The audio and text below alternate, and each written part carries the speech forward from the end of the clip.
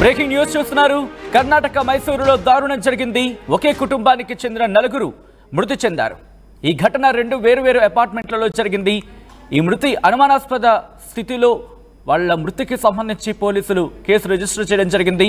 మృతులు చేతన్, అతని భార్య రూపాలి, కుమారుడు కుశాల్, చేతన్ తల్లి ప్రియంవదగా గుర్తించారు.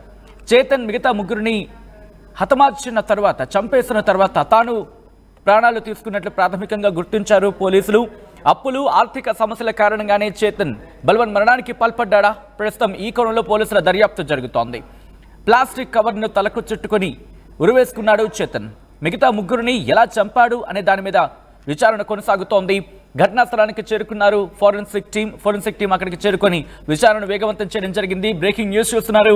కర్ణాటక మైసూరులో దారుణం జరిగింది. ఒకే కుటుంబానికి చెందిన నలుగురు అనుమానాస్పద స్థితిలో మృతి చెందారు. ఈ ఘటన రెండు వేరువేరు అపార్ట్మెంట్లో చోటు చేసుకుంది. విజువల్స్ మీరు చూస్తున్నారు. ఈ కథను మిమ్మల్ని కాస్త కలవరపరచొచ్చు, అయితే మిమ్మల్ని కలవరపాటుకు గురి చేయడం ఆర్టీవీ ఉద్దేశం కాదు. These are the disturbing visuals. ఈ కథను మీరు కాస్త కలవరపరచొచ్చు, అయితే మిమ్మల్ని కలవరపాటు గురి చేయడం ఆర్టీ ఉద్దేశం కాదు. కానీ ఇటువంటి కథనాలు చూసినప్పుడు కాస్త కలవరపాటు గురే అవకాశం ఉంటుంది. కాబట్టి దీనికి సంబంధించి తగిన జాగ్రత్తలు తీసుకోవాలని ఆర్టీవీ సూచించడం జరుగుతోంది. మరీ ముఖ్యంగా ఒకే కుటుంబానికి చెందిన నలుగురు రెండు వేరువేరు అపార్ట్మెంట్లలో అనుమానాస్పద స్థితిలో మృతి చెందడం స్థానికంగా కలకలం రేపింది. ఎందుకంటే చేతన్ ఒక బిజినెస్ మ్యాన్, అంతేకాదు ఆయన ఒక మెకానికల్ ఇంజనీర్ కూడా.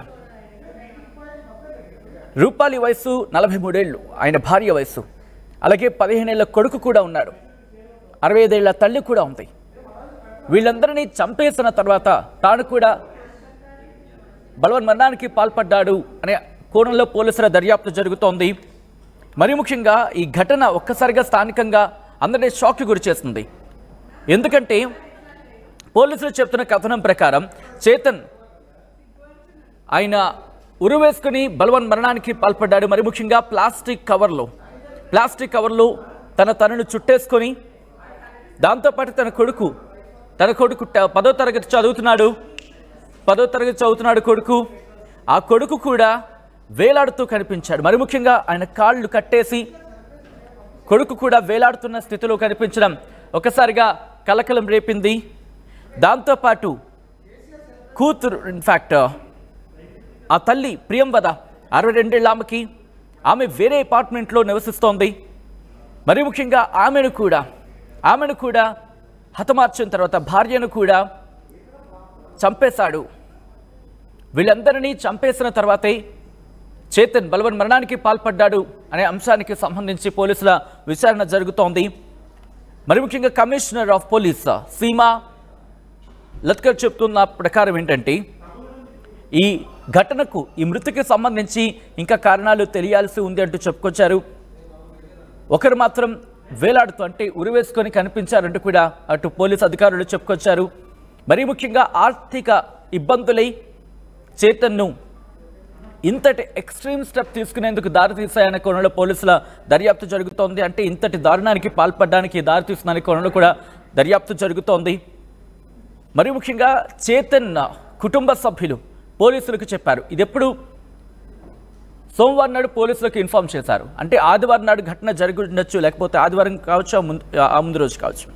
ఎందుకంటే ఘటనకు సంబంధించి ఆదివారం పూటే ఘటన జరిగిందంటూ కూడా అటు చేతన్ కుటుంబ సభ్యులు పోలీసులకు సమాచారం అందించినట్టుగా తెలుస్తోంది. ఇక్కడ చేతన్ తన సోదరుడు భరత్కి కాల్ చేశాడు. అది కూడా భరత్ అక్కడ యుఎస్లో ఉంటున్నాడు, అమెరికాలో ఉంటున్నాడు. ఈ ఘటనకు ముందు చేతన్కి చెప్పాడట. చేతన్ ఏం చెప్పాడంటే భరత్కి, నువ్వు రావాలి అని అర్థం వచ్చేలా చెప్పినట్టు ఫోన్ కాన్వర్సేషన్ జరిగినట్టుగా తెలుస్తోంది. ఎందుకంటే చేతన్ ఇన్లాస్ కూడా మైసూరులోనే ఉంటున్నారు. దాంతోపాటు ఈ ఘటనకు పాల్పడే ముందు గోరూరు, ఆయన నేటివ్ ప్లేస్ గోరూరుకు వెళ్ళాడు. అక్కడ టెంపుల్ని దర్శించుకున్నాడు. హసన్లో ఉంది గోరూర్. ఆ తర్వాత రాత్రి డిన్నర్కి వెళ్ళారు. ఆయన ఇన్లాస్ ఇంట్లోని వాళ్ళు, అంటే వాళ్ళ అత్తమామల ఇంట్లోనే రాత్రి భోజనం చేశారు. అలాగే ఆ తర్వాత భోజనం అయిపోయిన తర్వాత, రాత్రి భోజనం చేసిన తర్వాత ఇంటికి తిరిగి వచ్చారు. ఆ తిరిగి వచ్చిన తర్వాత రాత్రి ఏం జరుగుతుంది అనే కోణంలో పోలీసుల దర్యాప్తు జరుగుతోంది. మరి ముఖ్యంగా సోమవారం ఉదయం 6 గంటల ప్రాంతంలో పోలీసులకి సమాచారం వచ్చింది అనేది మనకు అందుతున్న సమాచారం. మరి ముఖ్యంగా అథారిటీస్ అంటే అక్కడ పోలీసు అధికారుల ఇన్వెస్టిగేషన్ జరుగుతోంది. ఒక్కటే చెప్తున్నారు పోలీసులు కావచ్చు, ఉన్నతాధికారులు కావచ్చు, ఎవరికైనా ఆర్థిక ఇబ్బందులున్నా లేకపోతే కాస్త మానసికంగా ఇబ్బందిగా ఫీల్ అవుతున్నా కుంగుపాటుకు అంటే కాస్త కుంగుబాటుకు గురయ్యే అవకాశాలు ఉంటూ ఉంటాయి కదా కొన్ని సందర్భాల్లో. అఫ్కోర్స్ ఒక మనిషిగా అది కొన్ని పరిస్థితుల్లో అటువంటి పరిస్థితులు ఎదుర్కొంటూ ఉంటాం. ఇటువంటి పరిస్థితులు ఎదురైనప్పుడు ఫ్రెండ్స్ కావచ్చు, ఫ్యామిలీ కావచ్చు, లేకపోతే కొన్ని సర్వీసెస్ ఉంటాయి ప్రభుత్వానికి సంబంధించి, ఆ హెల్ప్ లైన్ సర్వీసెస్ కావచ్చు, వాటిని కాంటాక్ట్ చేయండి. ఆ పరిస్థితి నుంచి బయటపడే ప్రయత్నం చేయండి, లేకపోతే వాటిని అధిగమించే ప్రయత్నం చేయండి. కానీ ఇంతటి దారుణానికి ఒడిగట్టకండి. ఎందుకంటే ఒక క్షణం ఆలోచించే ప్రయత్నం చేస్తే కనుక బతికి బట్ట కడితే బహుశా బాగుపడచ్చేమో. ఇదే అంశానికి సంబంధించి కూడా పోలీసులు చెప్పడం జరుగుతోంది. ఎందుకంటే ప్రతి దానికి మరణమే శరణ్యమా, ఆలోచించే ప్రయత్నం చేయండి ఆ ఒక్క క్షణం. ఎందుకంటే ఏదో ఒక చిన్న పొరపాటు మీరు చేస్తుండొచ్చు. ఎందుకంటే పొరపాటు చేయని మనిషి అంటూ భూమి మీద ఎవడన్నా ఉన్నాడంటే బిగ్గెస్ట్ క్వశ్చన్ మార్క్. ఆలోచించే ప్రయత్నం చేయండి. ఆ తప్పుని సరిదిద్దుకోవడం ఎలా? కుటుంబ సభ్యుల సపోర్ట్ తీసుకోండి, లేకపోతే ఫ్రెండ్స్ సపోర్ట్ తీసుకోండి, లేకపోతే హెల్ప్ లైన్ సపోర్ట్ తీసుకోండి. వాటి నుంచి బయటపడడం ఎలా అనే అంశానికి సంబంధించి ఆలోచించే ప్రయత్నం చేయండి తప్ప ఆ 15 ఏళ్ల కుర్రాడు ఏం చేశాడు, ఆ పెద్దావిడ ఏం చేస్తుంది, కట్టుకున్న భార్య ఏం చేస్తుంది, వీళ్ళందరినీ చంపేసే హక్కు ఒక వ్యక్తిగా నీకెక్కడుంది అని ఒక్కసారి ఆలోచించుకుంటే నిజంగా అటువంటి పీక్స్కి వెళ్ళిపోయినప్పుడు ఆర్థికంగా ఇబ్బందులకు సంబంధించి అనుకున్నప్పుడు ఆలోచించి అడుగులు వేస్తుంటే ఈరోజు 3 ప్రాణాలు నిలిచుండేవి, అతగాడి ప్రాణాలు కూడా నిలిచుండేవి. కానీ ఎంత ఇబ్బంది పడి ఉంటారు కదా. ఆ 15 ఏళ్ల పిల్లాడు ఏం తప్పు చేశాడు? చదువుకుంటున్న వయసు, 10వ తరగతట. రేపు మాప పరీక్షలు రాస్తాడు. కొద్ది రోజులు పడితే బహుశా ఆ 10వ తరగతి పరీక్షలు రాస్తే పిల్లోడే తండ్రిగా నిన్ను ఆదుకుంటాడేమో ఏమో. ఎందుకంటే ఈ మధ్య మీరు చూస్తే 13 ఏళ్ళకి, 14, 15 ఏళ్ళకి బిజినెస్లోకి అడుగు పెడుతున్న తరం ఇదంతా. అలాంటిది ఆయన ఒక engineer, at the same time business man. ఈ నేపథ్యంలోనే పోలీసులు చెప్పడం జరుగుతోంది, ఎటువంటి ఇబ్బందులున్నా సరే కుటుంబంతో మాట్లాడే ప్రయత్నం చేయండి, లేకపోతే ఫ్రెండ్స్తో మాట్లాడే ప్రయత్నం చేయండి, కానీ ఇటువంటి దారుణానికి దిగకండి అంటూ కూడా వాళ్ళు రిక్వెస్ట్ చేయడం జరుగుతోంది.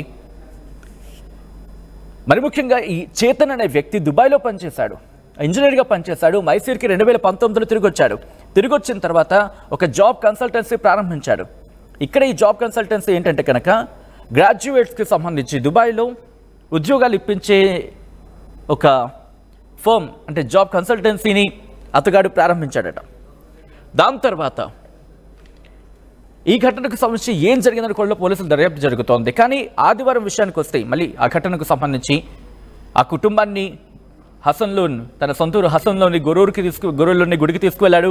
ఆ తర్వాత ఫ్యామిలీతో మరి ముఖ్యంగా అత్తవారింటికి వెళ్ళి అక్కడ భోజనం చేస్తారు, రాత్రి డిన్నర్ చేస్తారు. ఆ తర్వాత ఇంటికి తిరిగి వచ్చారు.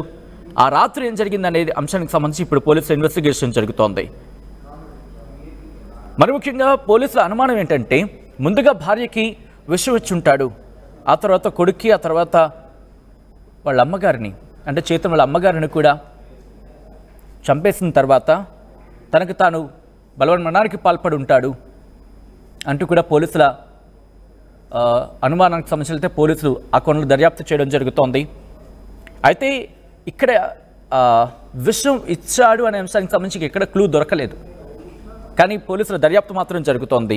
లేకపోతే ఎవరైనా కావాలని చేశారా, కావాలి చేసిన తర్వాత ఇలా చిత్రీకరించే ప్రయత్నం చేశారా? అందుకే ఫోరెన్సిక్ టీం అక్కడ రంగంలోకి దిగింది. అలాగే పోస్ట్ మార్టంకి సంబంధించి కూడా రిపోర్ట్స్ కోసం వెయిట్ చేయడం జరుగుతోంది. పోస్ట్ మార్టానికి పంపించడం జరిగింది ఆ మృతదేహాలని. పోస్ట్ మార్టం పూర్తయిన తర్వాత పోస్ట్ మార్టం రిపోర్ట్ తర్వాత ఫోరెన్సిక్ రిపోర్ట్ కూడా వచ్చిన తర్వాత ఒక క్లారిటీకి వచ్చే అవకాశం కనిపిస్తోంది ఘటనకు సంబంధించి ఎగ్జాక్ట్ కారణం ఏంటనేది. అయితే ఇరుగు పొరుగు వాళ్ళు ఏం చెప్తున్నారంటే కనుక వాళ్ళు అపార్ట్మెంట్లో ఉంటారు, దాదాపు 10 ఏళ్ళుగా ఉంటున్నారు, సాధారణ లైఫ్ని వాళ్ళు లీడ్ చేస్తూ ఉంటారు. ఎక్కడ కూడా వాళ్ళు ఇబ్బందుల్లో ఉన్నారు కానీ, అంటే గత కొద్ది వారాలుగా వాళ్ళు ఎక్కడ ఇబ్బందుల్లో ఉన్నారను, లేకపోతే ఒక కాస్త కుంగుబాటుకు గురై ఉన్నారనో, అటువంటి ఎక్కడ వాళ్ళ హావభావాలు ఎక్కడో అటువంటివి తారసపడలేదు, అటువంటి ఏమీ అనిపించలేదు అంటూ కూడా ఇరుగు పొరుగు వాళ్ళు చెప్పినట్టుగా తెలుస్తోంది. కానీ ఎందుకు ఇలా ఇంతటి అంటే ఒక విధంగా చెప్పాలంటే బలవన్ మరణానికి పాల్పడ్డం అనే అంశానికి సంబంధించి ఎంత కుంగుబాటు గురైపోతూనే ఆ ఎక్స్ట్రీమ్ స్టెప్ తీసుకుంటారు. ఈ నేపథ్యంలో పోలీసులు కూడా ఇన్వెస్టిగేషన్ స్పీడప్ చేయడం జరిగింది. ఇది కేవలం బలవన్ మరణమేనా, లేకపోతే ఎవరైనా కావాలని చంపేసి ఇది బలవన్ మరణంగా చిత్రీకరించే ప్రయత్నం చేశారా, ఒకవేళ ఆర్థిక ఇబ్బందులే కారణమా, లేకపోతే ఇంకా కారణాలు ఏవైనా ఉన్నాయా, దాంతోపాటు ఇంకా ఏ కారణాలు ఏమైనా ఉండుండొచ్చా, ఈ అన్ని కోణాలకు కూడా పోలీసుల దర్యాప్తు జరుగుతోంది. మరి ముఖ్యంగా 2 అపార్ట్మెంట్లలో వీళ్ళు ఉంటున్నారు. అంటే తల్లి ఒక అపార్ట్మెంట్లో, ఈ కుటుంబం ఒక అపార్ట్మెంట్లో అనేది తెలుస్తున్న సమాచారం. ఆర్థిక ఇబ్బందుల కారణంగానే ఈ కుటుంబం మొత్తం చనిపోయిందనుకోవాలా? ఆర్థిక ఇబ్బందుల కారణంగానే కుటుంబాన్ని మొత్తం చంపేయడం కరెక్టేనా? మీకేమనిపిస్తోంది? ఎందుకంటే ఏదో ఒక సమయంలో ఎక్కడో ఒక చోట మీరు, నేను, మనము, లేకపోతే మన చుట్టుపక్కల ఉన్నవాళ్ళు, మన సమాజంలో ఎవరో ఒకరు మనకు తారసపడి ఉంటారు. ఆర్థిక ఇబ్బందులని తాళలేక ఆ ఎక్స్ట్రీమ్ స్టెప్ గురించి ఆలోచించినప్పుడు మనం సజెస్ట్ చేసిన వాళ్ళు, లేకపోతే అటువంటి సిచ్యువేషన్ వచ్చినప్పుడు మనకి సూచించిన వాళ్ళు, ఇలాంటి వాళ్ళు ఎక్కడో దగ్గర ఉండి ఉంటారు. ఆ ఎక్స్పీరియన్స్ని షేర్ చేద్దాం. ఎందుకంటే ఫర్ సపోజ్ బహుశా చెప్పడం ఈజీ, కానీ ఆచరించడం కష్టమేమో.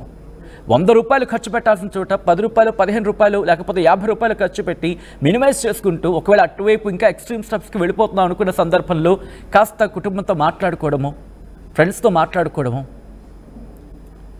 ఆ ఒక్క క్షణం బొరలో నుంచి ఆ మాట కనుక వెళ్ళిపోతే, ఎస్ నేను బతకాలి అని గట్టిగా నిశ్చయించుకుంటే, రిమెంబర్, మీరు బతకడమే కాదు ఇంకో 10 మందిని బతికించే అవకాశం ఉంటుంది.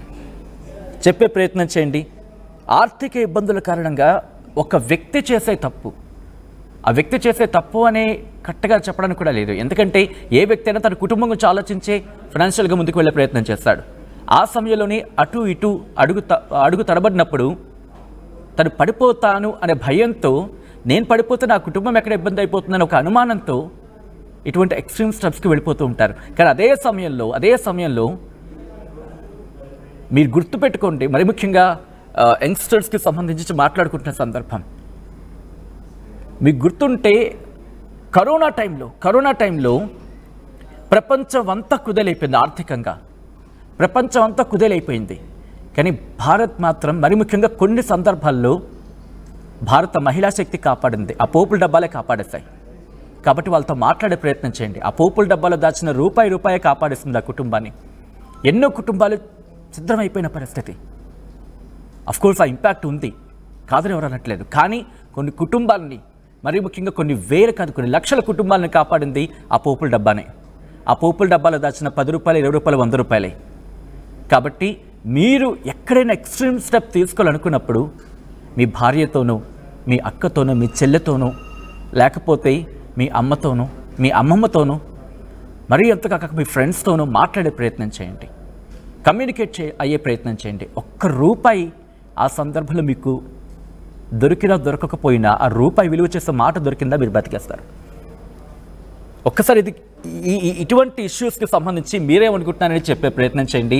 కుదిరితే ఇటువంటి సిచ్యువేషన్స్ ఎవరైనా ఉన్నవాళ్ళు ఉంటే కనుక ఐడెంటిఫై చేసే ప్రయత్నం చేయండి. బహుశా బయటపడినప్పుడు పట్టుకునే ప్రయత్నం చేయండి, వాళ్ళని కాపాడే ప్రయత్నం చేయండి. మీకేమనిపిస్తుంది అనేది రియాక్ట్ అయ్యే ప్రయత్నం చేయండి. బెంగళూరు ఘటన మరొక్కసారి ఆ కుటుంబాన్ని కాదు ఈ కథనం చూసిన ప్రతి ఒక్కరిని కూడా కలిచివేస్తుంది. ఎందుకంటే కనుక ఒక్కసారి చూడండి, ఆ కుటుంబం ఎక్కడా కూడా వాళ్ళు అదే అంటున్నారు, ఇరుగు పొరుగు వాళ్ళు కూడా వాళ్ళు ఎక్కడా ఇబ్బంది పడుతున్నట్టు కానీ, ఇబ్బందులు ఉన్నారని కానీ, 10 ఏళ్ళుగా ఉంటున్న వాళ్ళ గురించి ఇరుగు పొరుగు వాళ్ళే ఇలా అంటున్నారు. కానీ వాళ్ళు ఇబ్బందులు ఉన్నారని చెప్పి ఎవరికి చెప్పలేదు. సో అటువంటి పరిస్థితి వాళ్ళు చెప్పుకొని ఉండుంటే బహుశా, ఎందుకంటే ఆ క్లోజ్ అసోసియేట్స్ ఉంటారు, లేదా క్లోజ్ అసోసియేషన్ ఉన్న వాళ్ళు ఉంటారు, చాలా దగ్గరకు ఉన్న వాళ్ళు ఉంటారు. వాళ్ళు ఒకటి అలా మాట్లాడుకొని ఏమో నిన్న ఇబ్బంది నుంచి బయటపడేయచ్చేమో. ఎందుకంటే 10 ఏళ్ళుగా వాళ్ళంత సఖ్యతగా ఉన్నారు, మీ గురించి అంత మంచి చెప్తున్న వాళ్ళు కనీసం ఒక 10% అయినా మీకు సహాయం చేస్తుంటే ఆ ఇబ్బంది నుంచి బయటపడేవారు. బహుశా ఆర్థికంగానే అయ్యుంటే కనుక ఘటన. మీకేమనిపిస్తోంది? బెంగళూరులో జరిగిన ఈ ఘటన ఈరోజు కేవలం బెంగళూరునే కాదు, అందరినీ కూడా కలిచివేస్తోంది కథనం చూసిన వాళ్ళని. మీకేమనిపిస్తుంది? కామెంట్ చేయండి, రియాక్ట్ అయ్యే ప్రయత్నం చేయండి. అండ్ ఇటువంటి ఘటనలకు సంబంధించి మీ దృష్టికి వస్తే కనుక నలుగురితో మాట్లాడే ప్రయత్నం చేయండి. ఆర్థిక ఇబ్బందులు ఉన్న వాళ్ళని చులకన చేసి మాత్రం చూడొద్దు. ఎందుకంటే మీరు చులకన చేశారా, వాళ్ళ ప్రాణాల మీద తీసుకొచ్చినట్టే. వీలైతే సాయం చేయండి, లేదా ధైర్యం చెప్పండి. రెండు చేత కాకపోతే బహుశా ఈ మాట బస్సు ఇబ్బంది పడచ్చేమో, రెండు మీ వల్ల కాకపోతే కామ్గా ఉండండి, వాళ్ళు బతకనివ్వండి. ఇదే అంశానికి సంబంధించి బెంగళూరు ఘటన ఇంకొకసారి ఆర్థిక ఇబ్బందులకు సంబంధించి, నిజంగా ఆర్థిక ఇబ్బందుల కారణంగానే ఈ కుటుంబం ఇంతటి దారుణానికి పాల్పడిందా? మీరేమనుకుంటున్నారు? మీకేమనిపిస్తోంది? కామెంట్ చేయండి.